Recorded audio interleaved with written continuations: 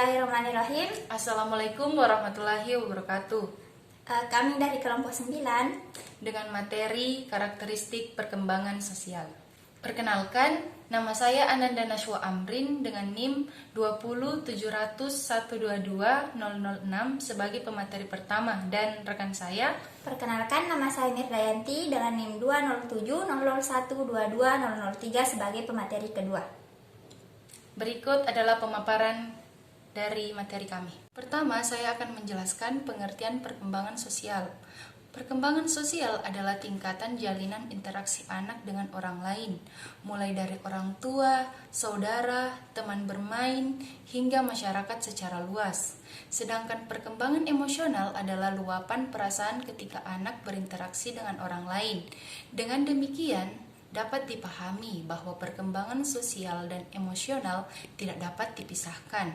Dengan kata lain, membahas perkembangan sosial harus melibatkan emosional. Jadi, dapat diartikan bahwa perkembangan sosial akan menekankan perhatiannya kepada pertumbuhan yang bersifat progresif. Seorang anak atau individu yang lebih besar tidak bersifat statis dalam pergaulannya, karena dirangsang oleh lingkungan sosial, adat istiadat, kebiasaan-kebiasaan kelompok, di mana ia harus sebagai salah satu anggota kelompoknya. Untuk materi selanjutnya akan dibahas oleh rekan saya. Materi selanjutnya saya akan menjelaskan tentang tahap-tahap perkembangan sosial. Nah, tahap-tahap perkembangan sosial anak berdasarkan usianya yang perlu kita ketahui itu terbagi atas 6 tahap. Tahap pertama yaitu usia anak kurang dari 2 tahun. Pada usia ini, anak berlatih bersosialisasi dengan cara mengamati orang lain. Tahap kedua yaitu anak usia 2 tahun. Pada usia ini, anak bermain sendiri dan fokus pada mainannya sendiri dan tidak mengamati orang lain lagi. Tetapi, anak mulai memahami cara bermain suatu benda saat usia 2 tahun ini. Tahap ketiga yaitu tahap anak usia 3 tahun. Tahap ini disebut dengan onlooker play. Di usia ini, anak berlatih bersosialisasi dengan cara menonton orang lain bermain. Hal ini menunjukkan minat besarnya dalam bermain bersama.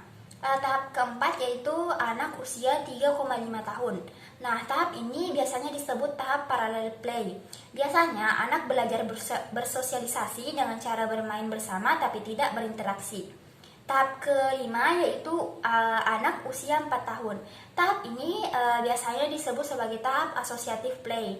Nah, anak di tahap ini mulai belajar berinteraksi dengan teman sepermainannya.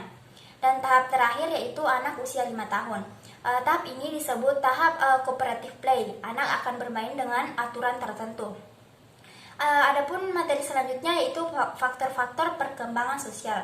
Nah, faktor-faktor perkembangan yang mengaruhi perkembangan sosial terdiri atas 5 bagian. Yang pertama yaitu faktor keluarga, yang kedua yaitu faktor kematangan pribadi, yang ketiga yaitu faktor sosial, status sosial ekonomi, yang keempat yaitu faktor pendidikan, dan yang terakhir yaitu faktor kapasitas mental, emosi, dan intelijensi. Itulah tadi pemaparan materi dari kelompok kami. Kurang lebihnya mohon dimaafkan. Wassalamualaikum warahmatullahi wabarakatuh. Dadah.